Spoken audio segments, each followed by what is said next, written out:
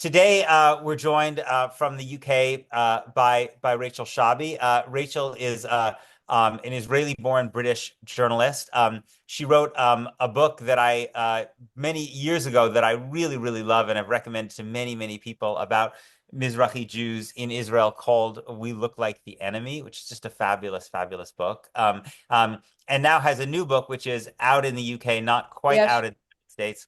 Uh, yet, which is called Off-White, The Truth About Anti-Semitism, and that's what we're going to be talking about. As always, folks should put questions in the chat, which I will convey some of them, but I'll ask the first few. Rachel, thanks for doing this.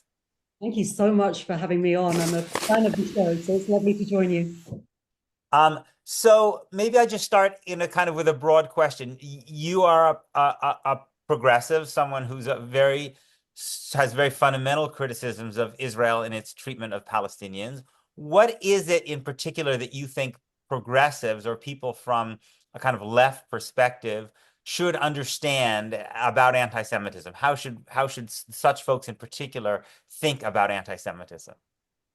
Well, I think the starting point in answering that question would be to look at the current political and media conversation about anti-Semitism. We see that play out both in the US and the UK more widely, which is that it's a car crash, right? It's like an epic movie car crash that's made of different elements that are sometimes contradictory, and they're all playing out in the same sort of toxic conversation that we're having at a time when several things are happening at the same time. Anti-Semitism is spiraling globally.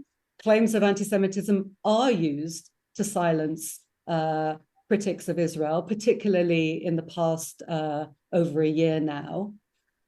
And the consequence of the way we're talking about anti-Semitism is to produce less understanding of the subject for everyone. There is less clarity and more confusion over the issue as a result of this, the nature of this conversation. And so the book is trying to, for people who would, consider themselves progressives and anti-racists and leftists, is trying to untangle this knot, this sort of gnarled up mess of conversation that we're having around anti-Semitism, and sort of separate out the different strands that have sown and contributed to the confusion, so that we can look at what went wrong and thereby try and fix it, try and put it back together in a way that feels congruent for the progressive left, is congruent with our morals and our values and our approach to anti-racism more widely, including, of course, the struggle for Palestinian justice.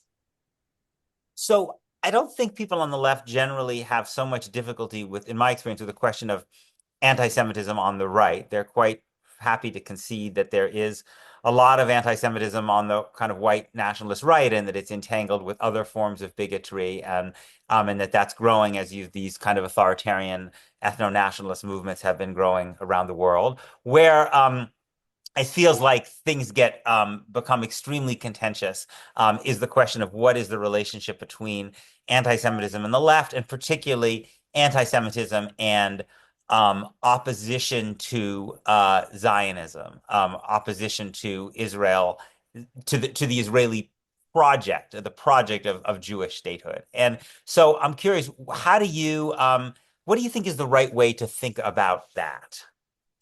Well, first of all, I would say that I think that's only partially true. I don't think that the progressive left has really got to grips with exactly how anti-Semitism and a pretense of caring about anti-Semitism, which exist congruently, even though they're contradictory, within the far right. I don't think we've really got to grips with how exactly those operate, how they function, the politics that they're producing, and the politics that they're enabling, and just quite how animating a political force that is, how galvanizing a force that is for the far right, and the way in which it's put to use. So I'm not convinced that we really have grasp that Right. sufficiently. So let's talk about that then first. Okay. Make and we'll get to the left then afterwards. Because I don't want to shut. I mean, I think that isn't a really important set of questions. Tell me why you think people on the left don't appreciate how important a force anti-Semitism is on the right today and the role that it's playing. Well, I think one of the main things that we miss with this conversation about anti-Semitism is that you're absolutely right that, for the progressive left, we're familiar with the way in which criticisms of Israel are, screamingly shut down with claims of anti-Semitism. That's been a common theme for the last couple of decades in a forceful way, and certainly in overdrive during this genocidal war on Gaza. So that we're familiar with. Although, again, we can talk about that. The thing that there's less clarity about is just how much the far right is using anti-Semitism as a wedge issue, so that it's sowing division amongst the left. And that's not just the pro-Palestine left. That's not just silencing Palestinian voices and others that are crying out against Israeli atrocities. And that's bad enough, but it's used as a wedge issue with which to bash the left more widely. So that could be Black Lives Matter, that could be so-called wokeism, that could be diversity and equity programs. The right wing has found itself a useful cudgel with which to bash the progressive left. And we are getting beaten by that left, right, and center, and we do not have a response. And the other thing that's going on is that the far right has found a way to rehabilitate its political fortunes using anti-Semitism. So where the far right, they always cast themselves as, the great defenders of whether that's, the white national project or whether that's, the women and the children, we defend them against the, barbarian migrant hordes in their description. The thing that they're now doing is saying that they're the defenders of Jewish people, right? And you see that with the far right in Europe, whether it's, Geert Wilders in the Netherlands or whether it's Marine Le Pen in France, they will cast themselves as the political camp that will defend Jewish people against anti-Semitism, which they have recast despite being in Christian Europe with its centuries of relentless persecution of Jewish people. They're saying, no, no, no, anti-Semitism now is coming from the mostly Muslim migrants that are supposedly arriving in huge numbers into European countries. And we, the far right, despite our, past and present anti-Semitism and our Nazi era origins, are the great defenders of Jewish people.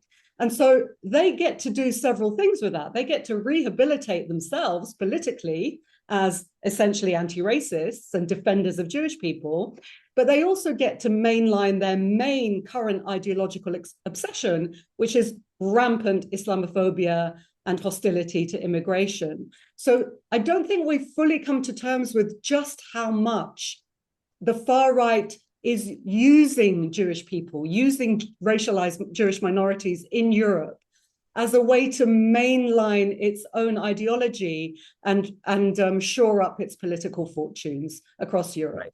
Right. But this using of Jews is also being done with the support of some elements in those Jewish communities, right? Who actually buy into this idea, right? So help me understand, and I think this may be even stronger in parts of Europe than it is in the United States. I don't, what do you think is the appeal to some sectors of the Jewish community of the Jewish community in a place like in France, for instance, where I think there was some support of Jewish voters for Marine Le Pen's National Rally Party. Why do you think this notion